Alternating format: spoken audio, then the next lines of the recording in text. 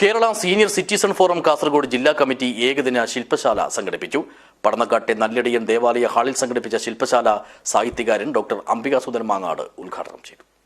This news sponsored by ഗുണമേന്മയോട് കൂടിയ ഉൽപ്പന്നങ്ങൾ മിതമായ നിരക്കിൽ Sreekrishna hardwares MG road Kasaragod. സംഘടനാ ശാക്തീകരണത്തിന്റെ ഭാഗമായാണ് Kerala senior citizen forum Kasaragod ജില്ലാ കമ്മിറ്റി ഏകദിന ശില്പശാല സംഘടിപ്പിച്ചത്.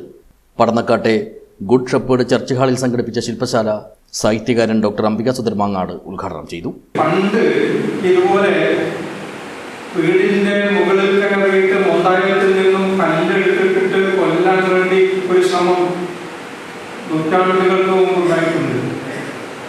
ഒരു ശിഷ്യൻ ഗുരുകുല സമ്പ്രദായം നടക്കുന്ന സമയത്ത് ഏതാണ്ട് ഇതേ പ്രായമുള്ള 14-15 വയസ്സുള്ള ശിഷ്യൻ എപ്പോഴും ഗുരു തല്ലുന്നത് കൊണ്ട് തല്ലി പഠിപ്പിക്കുകയാണല്ലോ. അക്കാലത്ത് വീട്ടിലെ പണിയൊക്കെ എടുക്കണം.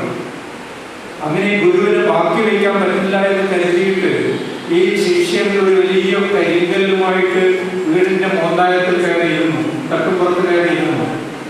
ചടങ്ങിൽ സീനിയർ സിറ്റിസൺ ഫോറം ജില്ലാ പ്രസിഡന്റ് രത്നാകരൻ പ്ലാത്തടം അധ്യക്ഷത വഹിച്ചു. സംഘടനാചരിതവും നിയമാവലിയും എന്ന വിഷയത്തെ ആസ്പദമാക്കി കെ സുകുമാരൻ മാസ്റ്റർ ക്ലാസ് എടുത്തു. ഗവൺമെന്റ് ജില്ലാ ആയുർവേദ ആശുപത്രി medical officer doctor K Rahmatullah ആരോഗ്യത്തോടെ വയസ്സാവുക എന്ന വിഷയത്തെ അധികരിച്ചും സംസാരിച്ചു.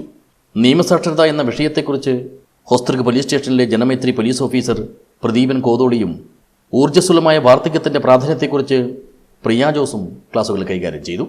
സംഘടനാ ശാക്തീകരണത്തെക്കുറിച്ച് സംസ്ഥാന സെക്രട്ടറി ജോർജ് വർഗീസ് സംസാരിച്ചു.